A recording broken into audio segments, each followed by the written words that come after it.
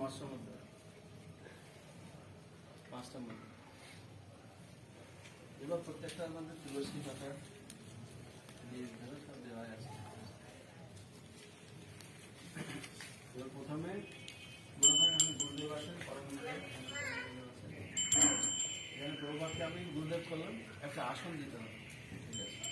ঠিক আছে, আসন আছে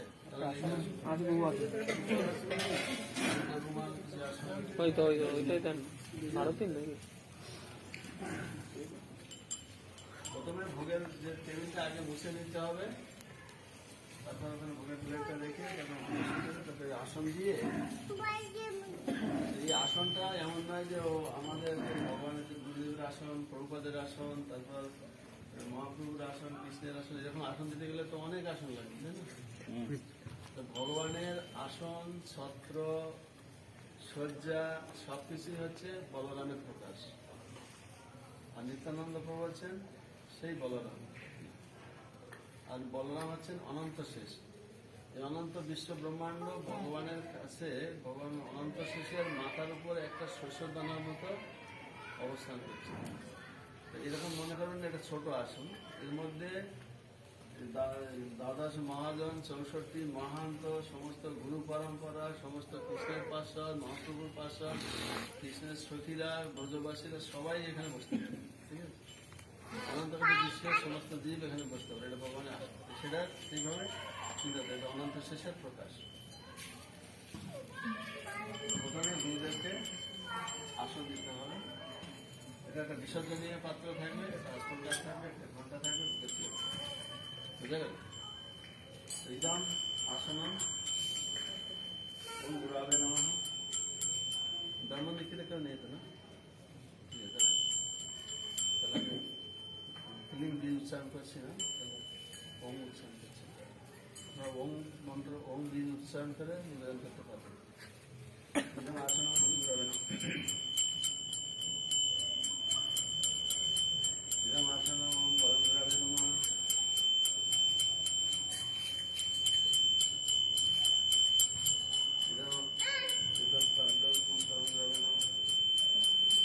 গুরুদেবকে পাদ দেওয়ার না আসন যেমন আসন গ্রহণ, এটা পাদ্যাম গ্রহণ, যেমন আসনে গ্রহণ, যেমন আসন পরম গ্রহণ, এটা পাদ্যাম পরম গ্রহণ, যেমন আসন পরম গ্রহণ, যেমন আসন ওম গৌরায় নমঃ, এটা পাদ্যাম গৌরায় নমঃ, যেমন আসন গৌরায়।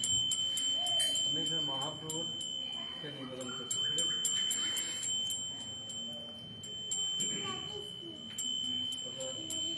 বাদ্য আর্ঘ আসন দেওয়ার অর্থ হচ্ছে কি, কাউকে খেতে দিতে গেলে তাকে আসন দিতে হয়, জল দেওয়া যায় হাত পা ধোয়ার জন্য, মুখ ধোয়ার জন্য, পাদ্য মানে পা ধোয়ার জন্য জল দেওয়া হয়, আসনে মানে হাত মুখ ধোয়ার জন্য জল দেওয়া হয়।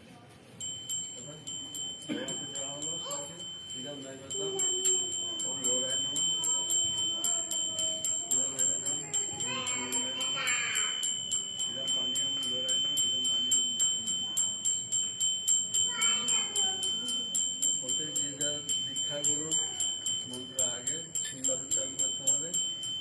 প্রভুপাদের মন্ত্র 3বার, মহাপ্রভুর মন্ত্র 3বার, আর কৃষ্ণের মন্ত্র 3বার। আমি করছি নমো বিষ্ণুপাদায় কৃষ্ণপ্রেষ্ঠায় বিষ্ণুপাদায় শ্রী প্রভুপাদায়।